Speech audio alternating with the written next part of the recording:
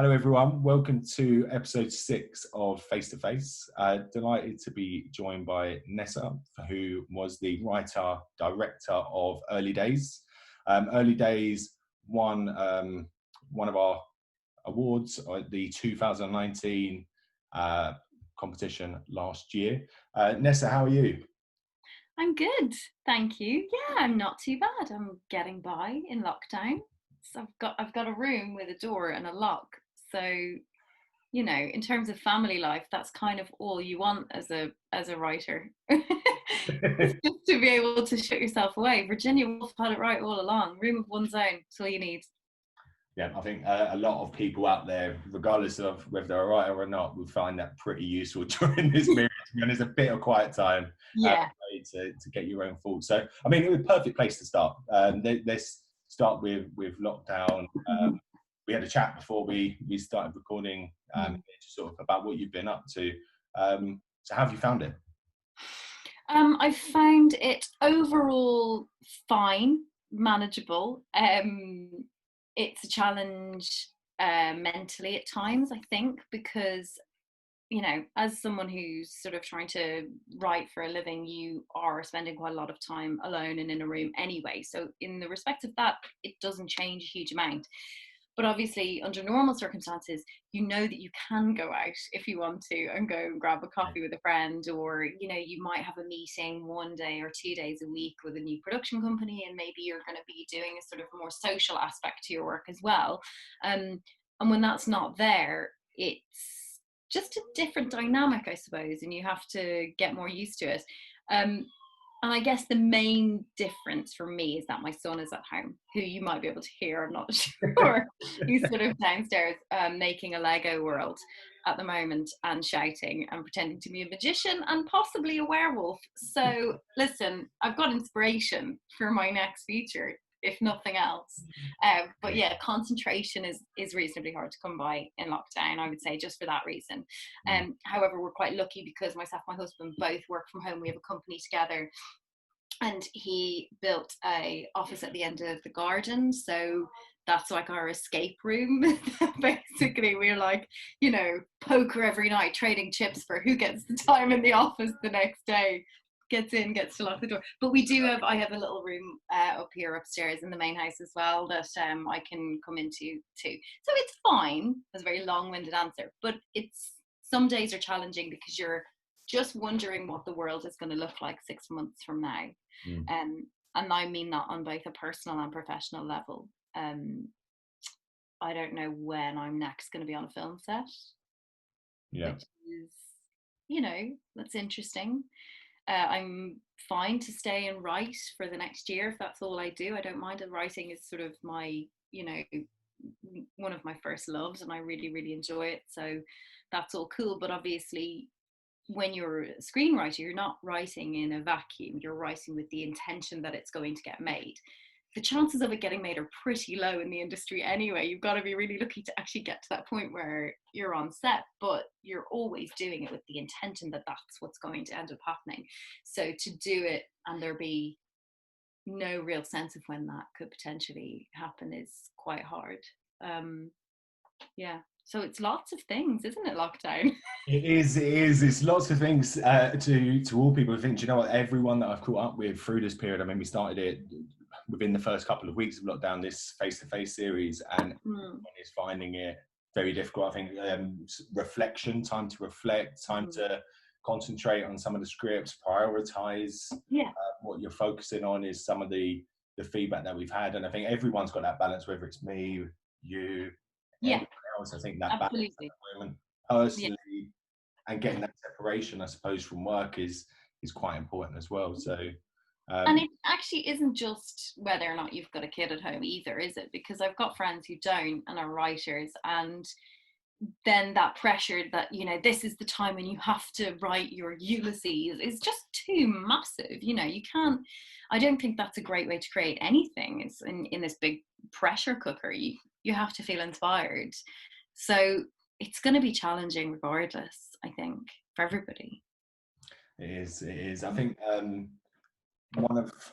November 2019 seems like quite a long time ago now, but Yeah, I know. I think the awards night in Holborn was a brilliant night. I think your film Early Days really captured the audience in the room that night. I think the award, when the team came up to collect the award and they read out a fantastic speech or text that you put together, I think that really captured the room at that time as well. So I just wanted to reflect back, really. I know you couldn't make the awards night, unfortunately, but Yeah.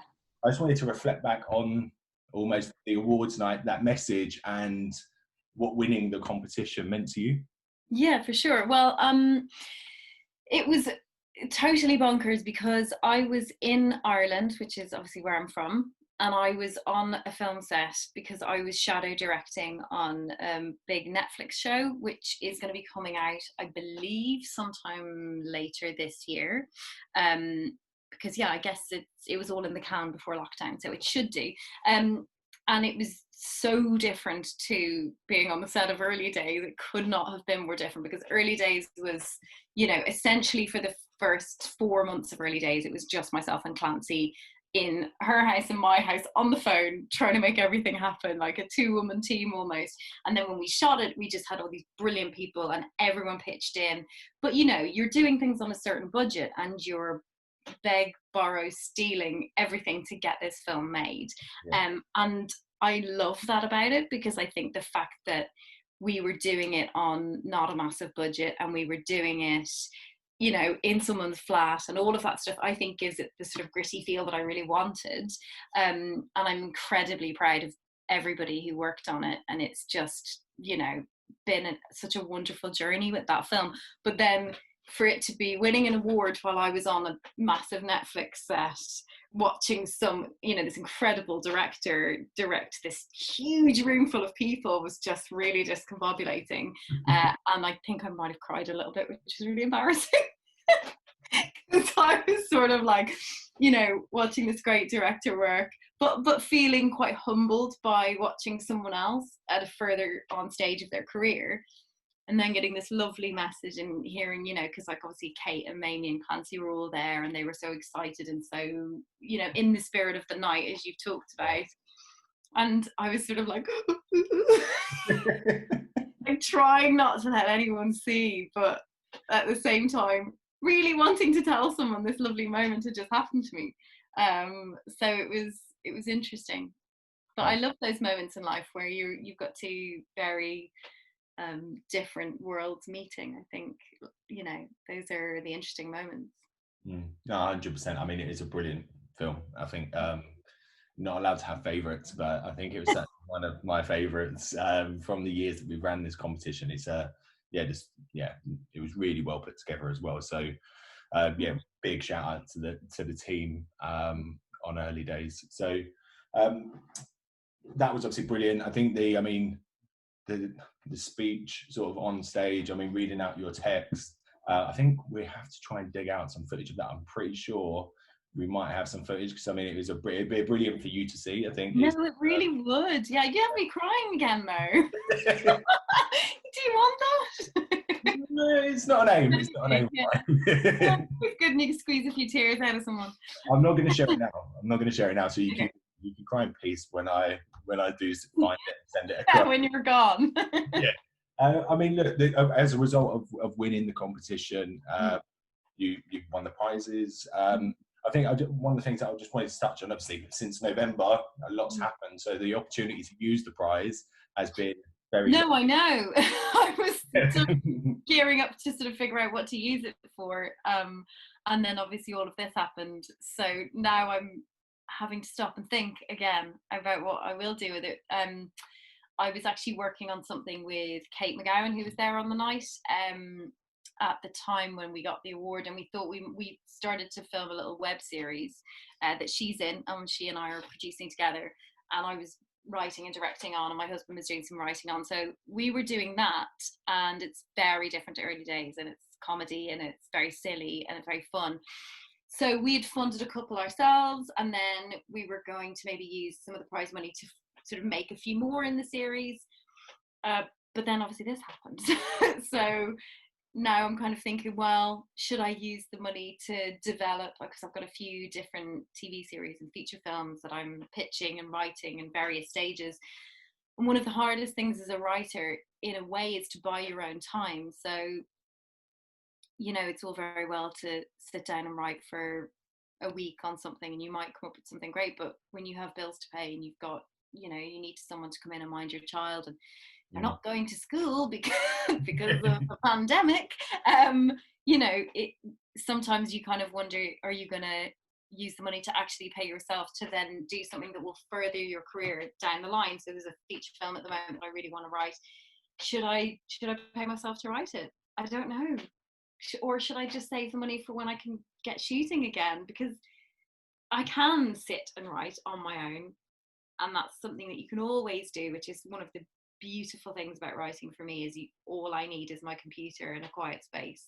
And I think there's just utter joy in that simplicity. But I also absolutely love directing and being on set, and that buzz is like nothing else. So it's really hard to know. You'll have to come back to the question's too difficult. I'm gonna have to wait and see.